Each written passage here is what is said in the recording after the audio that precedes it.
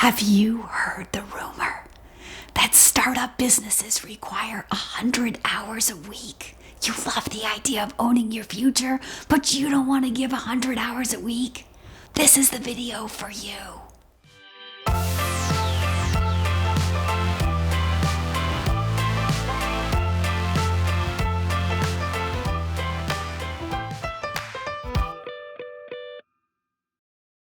In all seriousness, is work-life balance possible when you start a business? It's a really common question and even concern by many people.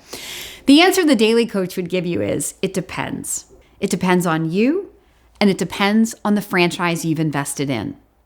First of all, when you start an entrepreneurial business, work-life balance, this is where the rumor or the myth probably comes from, because you have to be the one creating everything.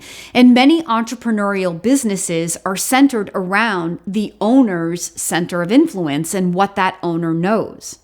But because in a franchise, you can invest in a business that doesn't rely on your expertise because you don't need prior experience in order to be successful, and because you can invest in a franchise that has the leverage of systems and people and technology and even a brand, then owners can come into the franchise working on the business rather than in the business. And that's what allows them to come in as a semi-absentee owner. Now, not all franchises allow semi-absentee owners. There are many franchises that say, look, we know that our top performing owners will always be those who take a full-time role in the business. But there are a select group of franchises that do allow semi-absentee ownership and, in fact, even promote it. They're looking for executives who have full-time jobs to be franchise owners in their system. They're looking for business owners who are looking to diversify their investment into this particular franchise. So a semi-absentee owner is probably going to be putting in somewhere between 10 to 20 hours a week. But it's really going to depend on the owner. So the other depends in this is work-life balance possible when you start a business is it depends on you, the owner. You are the biggest factor in the success of your business, and the biggest factor that nobody can predict other than you. It always comes down to that. It comes down to you. There are some franchises that absolutely allow semi-absentee owner, and even owners who go in thinking they're going to be semi-absentee, but once they put their money into it, they realize they can't let it go, right? They want to kind of micromanage everything. They want to be in it and on it and paying attention to everything. And that's just probably a little bit out of fear, the need to try to control everything until they get through their learning curve. And then hopefully they can back up and enjoy the freedom of what they've built. But then some people just can't. The whole time they're going to be a business owner and the business allows semi-absentee, they just can't do that. And that's okay. If that's how they want to run their business, then more power to them. But if the franchise does allow semi-absentee ownership, and you can validate with other business owners who are working their business part-time, who have full-time jobs or other businesses, and these people are some of the top performers in the franchise, then there's no reason to doubt that you can't do it too. But you have to let go of the reins. You have to believe in your leadership skills. You have to trust the systems and the brand and the location. And for some people, again, that leap of faith, that trust is just not there until they have their own learning curve, and then they can step back. So the answer to this question is work-life balance possible? It depends. It depends on you, and it depends on the business that you invest in. The best coaching advice that the Daily Coach would give to you and to any business owner who buys a business or invests in a business and feels like they can't get out from underneath it is to step back and go back to your vision and your goals. Why did you start this business in the first place? Sometimes along the path of starting this business, we lose sight of why we wanted to do this in the first place. We forget that we have ultimate control over how things can go.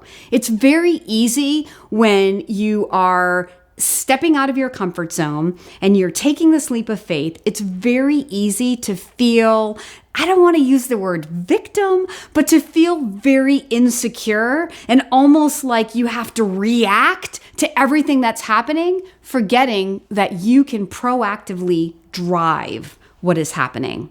The second part of what I do for my candidates, in addition to finding them the right business that matches their goals, is to coach them, to help them start to think about their life as a business owner and to get clear, specific goals.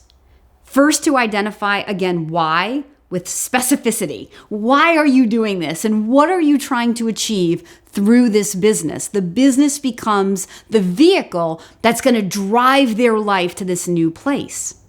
But then to break down their financial goals for the business into weekly, monthly, and even daily sales goals so that they can come to work with clarity and know exactly what they have to achieve that day in order to be on the path to where they want to end up. This is something that I did back in 2012 when I decided to really get clear and specific about what I wanted to achieve in my business. I built a very clear and specific daily sales plan for myself, and I held myself accountable to it. And 1 year later, I had built the largest franchise consulting business in the history of franchise consulting. So I was an average performing consultant for the first 8 years that I was here at FranChoice. And then I got serious and focused and got clear about my goals. Instead of looking to the big goal, I focused on what I could do that day, what I could control that day. I came to work empowered, almost like a game, just to accomplish that one goal. Then the next day, I came to work and I held myself accountable again to that one goal. And the next day, and every single day built upon itself. It's like, how do you eat the elephant? One bite at a time. How do you build the $1 million business? One day at a time. So if you want work-life balance, you have to be disciplined to have a plan and then to hold yourself accountable to that plan. Every year now, since that standout year back in 2012, around November and early December, I start thinking about the year ahead. When do I want to take vacation? How many days off do I want to have? I plan my vacations and my days off before I plan how many days I'm going to be in my office. Is that genius or what? Like, this is the best way to never feel like a slave to your business because you are totally in control. A business mentor of mine taught me years ago that you can take as many days off when you own a business, as many days off as you want. You just have to be that much more effective on the days that you show up in your office. So if you can break down your sales goal from your annual goal down to the number of days that you're going to be in the office to where you can figure out exactly how effective you need to be every single day, then literally there's no question that you can have work-life balance. You can take as many days off as you want. And every November, December, since that standout year back in 2012, I've created this plan for myself where I think about the number of days I want to be in the office, and then I divide those days by my revenue goal to figure out then how much revenue per day I need to be generating. One other tip I have for finding work-life balance is delegating. If there are things that you don't like to do, they're not in your sweet spot of like the things that get your juices going, you gotta delegate those things. This is something I learned about myself years ago.